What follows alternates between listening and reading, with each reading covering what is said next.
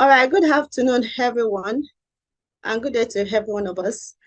Um, Good day to our guests and everybody on board. We are glad to have you. Thank you for honoring our invitation to be here today.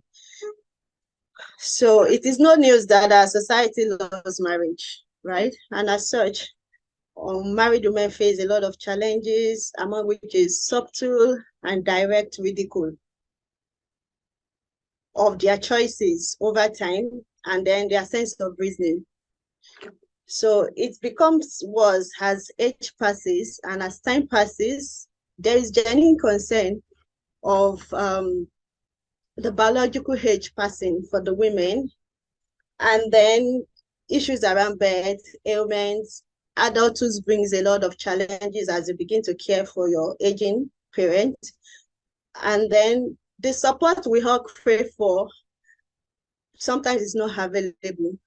And then gradually they lose interest in pursuing any other meaningful focus in life.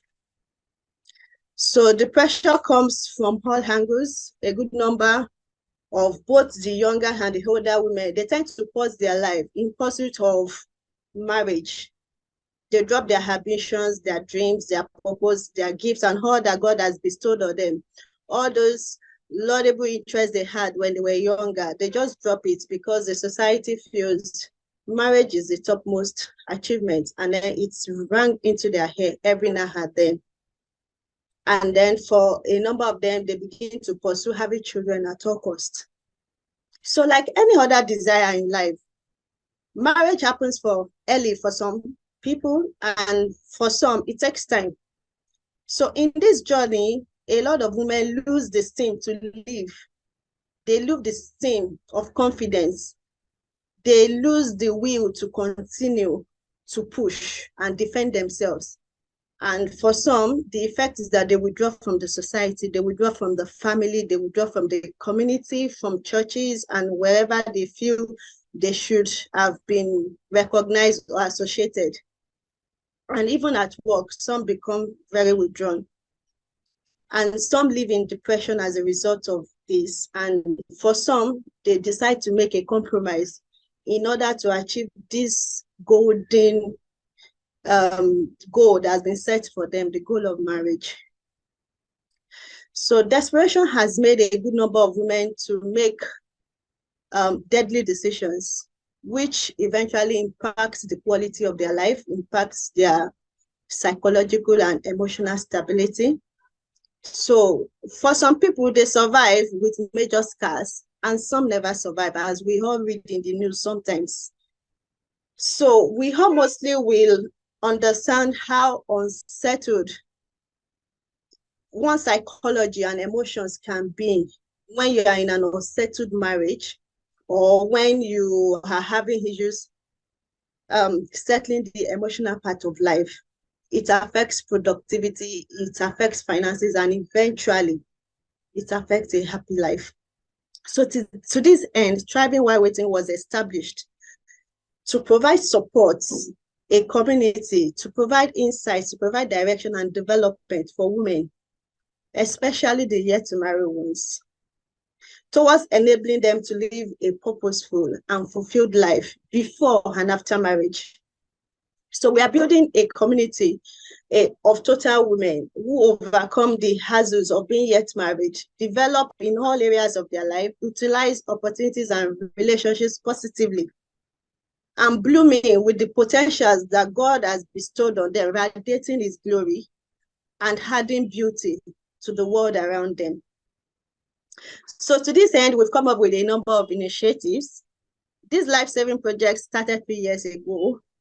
And towards our goal, some of the projects we have implemented include Thriving While Waiting Closed Community, the Thriving While Waiting social media community, the monthly hangout, book reading, development, and knowledge sharing sessions where we discuss topics that affect most of us, or practically everybody in life, and ensure we become better humans. So last 2 months, we treated table etiquette. This year, we had talked about building confidence. We've spoken about finances. We've spoken about fashion, being fashionable, beautiful, and relevant at the same time. and so many other topics.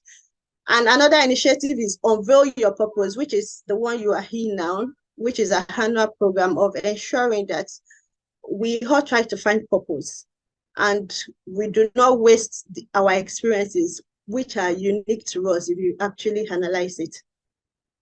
Okay, and then our charity project, which is Thriving Hand in Hand, is a 6-month annual mentorship program where we train young women and try to get them stabilized in financially viable career paths. So there will be someone will talk more about it later. We have done that 2 years consecutively now. And then the Journey of a Waiting Girl, which is a project where we want to share life experiences of waiting ladies. You know, for a lot of people, when you talk to them, they just feel women that are not married, you were very selective, you made some mistakes in your decision. And then we all see what happens on social media now. When you even see Christian making skits about how women pray at different ages of life. And I think I saw a video to where some people were praying in wedding gowns as a prophetic action, something like that. And you could see in the comments there a lot of derogatory comments and comments that continue to emphasize what we are trying to speak against, that women made wrong decisions and all that. If you are not married, it is the end of your life. And you know, we never really pay attention to how these comments or how this impression affects the mental health of these women. So this project is going to be sharing practical life stories of what happens behind the scene to waiting ladies. What do they experience? The different options of men that come, what happens? So this is what this project is going to be about. So our channel of delivery has been through our blog, LinkedIn, Instagram, Facebook, Clubhouse, YouTube, TikTok. They are all accessible on our Linktree link, which is on Instagram bio, or just type in Thriving WW on all these platforms. You'll find us there. So what I want to use this opportunity to say special thank you to all stakeholders that has made this work so far. I want to say special thank you to the faculty members. This year alone, we have over 16 faculty members. Mentors, this year we have, I think, over 50 mentors as well. We call them Thriving Change Makers. And then we have volunteers, over 16 as well. And we have our HR coordinator, and then we have our HR partner, which does the strategy and implementation of all the projects. That's Mabuclear Limited, which is a full service HR firm. Okay, so what is preserved? The theme for this year. The full statement is preserved for a purpose. Do you probably think life has passed you by? And you wonder, what have I been preserved for? Rather than life has passed me by, time has wasted. And have you ever wondered why you are preserved? Why are you alive in the first place? Where have you escaped all those negative relationships? What have you been preserved from? Have you asked yourself that? And then, have you asked yourself, why are you still sane? A lot of people didn't pass through half of what you have passed through, and they are no longer sane. And for some people, they didn't even have any challenge. They are just not able to reason correctly. So have we ever asked ourselves, why am I sane? Why am I in order? Why do I have this job? Why is everything going well with me? You know, we have, I won't call it a culture, it's an human thing. Most of us, we focus on what is not working. And you forget all the hundreds and millions of blessings that the Lord has done for you. For most of us, we are not nursing any major medical situation. You are not managing one health in the hospital. They are not raising fund for you.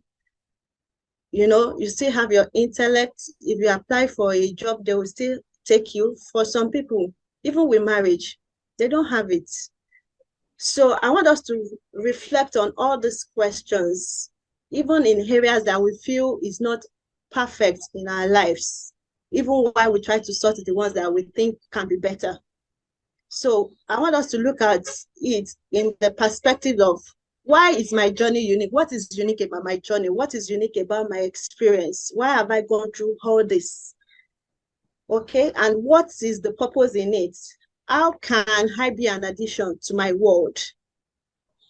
You know, I always say, when you are praying to God and God changes your mindset, sometimes He has answered your prayers, because a lot of the answers we seek is in change of perspective. So I'll leave the guest speaker to talk more about this topic. So, but I can trust that you are in for a life-changing moment. We have not recovered from last year, and we are in for a beautiful time again. So it's time for you to grab your popcorn, relax, contribute as we go on, share opinion in the chat room. When it's time for question and answer, please engage and enjoy. You are welcome once again. Thank you, Kate.